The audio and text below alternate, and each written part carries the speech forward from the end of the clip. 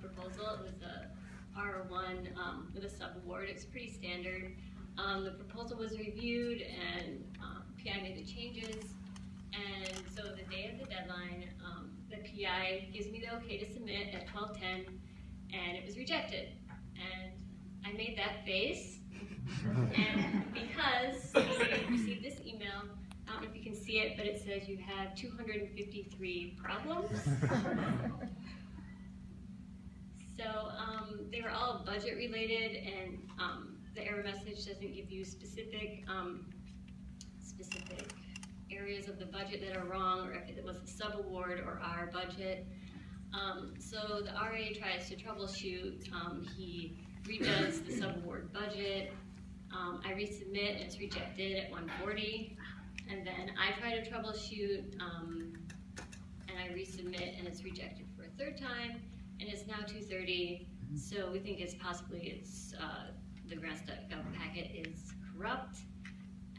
So we could either start over that way, or the RA decided to start from scratch and upload the whole proposal in Assist, because then we'll know that there won't be any errors.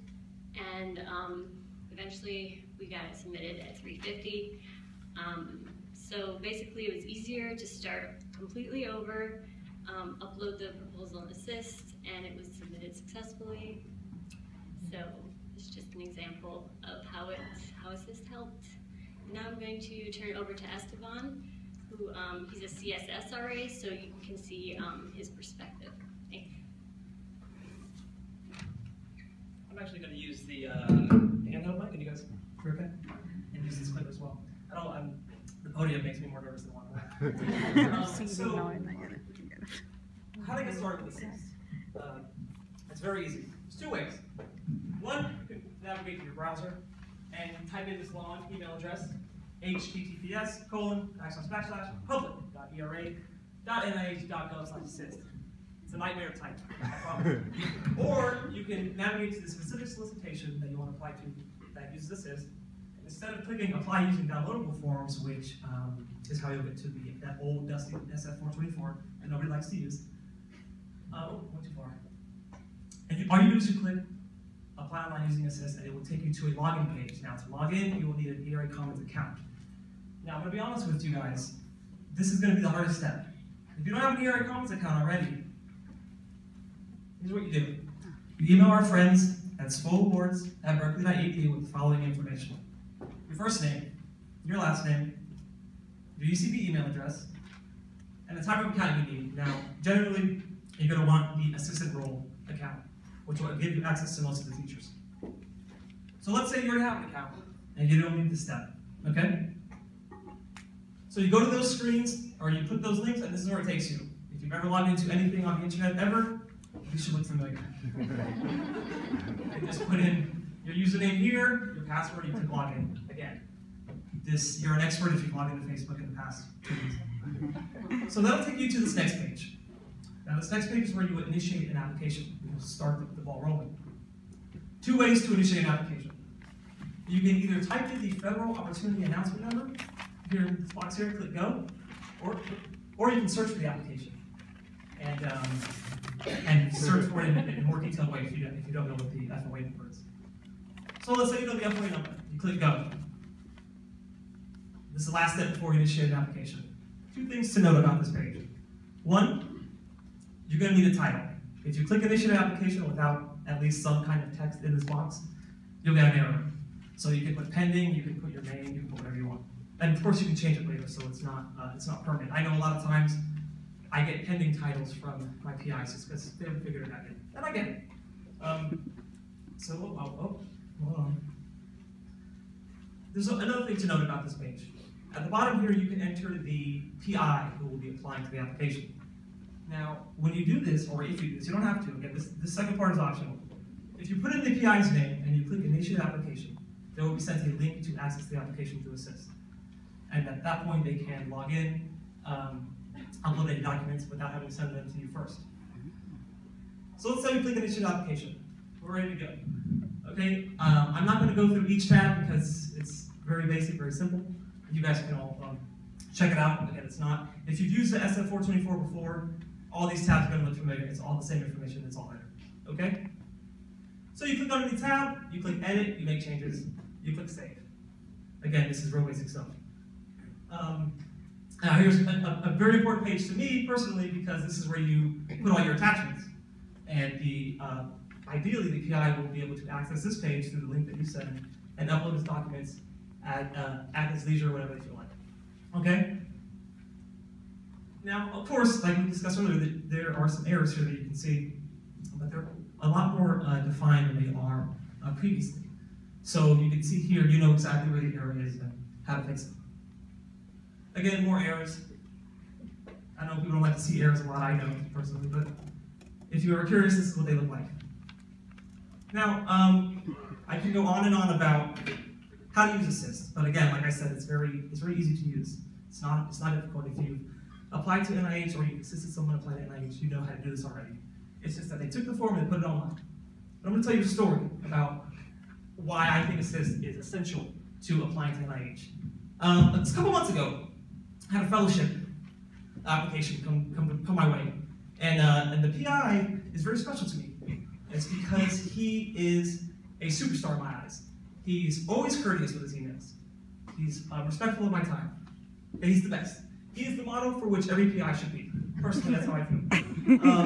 So he emails me, of course, 2 weeks before the deadline, like the great person that he is. Dear Esteban, I have a fellowship proposal I'd like to submit. Here's half the documents already. I'm blown away. Okay, of course, I should have expected this from this guy. He's the best. He really is. So I got half the documents. The fellow emails me maybe 2 days later with his portion of the documents. All I have to do is bring up the SF-424, type in all the institutional information like I do every time. Every time. And then I upload the documents, I send it off to SPO. Easy cheesy, all right? We're cruising on easy street at this point. So simple. SPO sends it back. Naturally, this guy's an expert, so there's barely any errors. As a matter of fact, most of the errors were on me. I used the wrong authorized official. The zip code is not right, okay? I fixed those easy. I let the fellow know when I asked him when I can expect the next documents. Again, 2 days early, I get everything finalized. But the fellow changes he updates every document. No big deal. I already got the 424 filled out. All I gotta do is upload documents. Simple. I, upload the cover letter here, change it to the document there, update the biosketch, it's a new NIH biosketch that they want. I do all that, I submit to SPO for final review.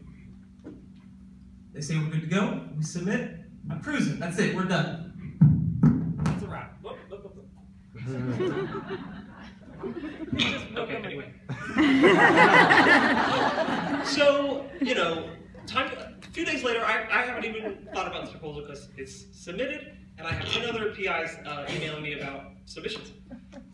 So I'm like, okay. I see an email from the fellow, and I'm like, that's weird. We already submitted the proposal. Maybe he's just trying to thank me. That must be it. I read the email. Dear Esteban, I was reviewing the application that we submitted to SPO and eventually to NIH, and I noticed that where my biosketch is supposed to be, there's a bibliography. Ladies and gentlemen, I'm stunned. I was so confident that this proposal was perfect. We got it early, I had tons of time, it should have been easy money, okay? So I wrote to him back. Dear fellow, let me get to the bottom of this. I'll get back to you shortly. I'm confident, okay? I'm like, there's no way I made a simple mistake such as that. I go open the application, slowly scroll down, getting kind of nervous. I go where his mouse sketch is supposed to be, I click view attachment. What do I see? Reference side page. I couldn't believe it. Especially, and it hurt more than usual when I make a normal mistake, because this PI did everything right. He got it all in on time. He was super nice, could not have been better, and I let him down. And it hurt. So I wrote him an email. I said, Dear Professor X, that's not his name, but I made a mistake. I promise it won't happen again. I go home that night, find the biggest glass I can find, and pour a strong glass of milk. And I think, what could I have done to avoid this?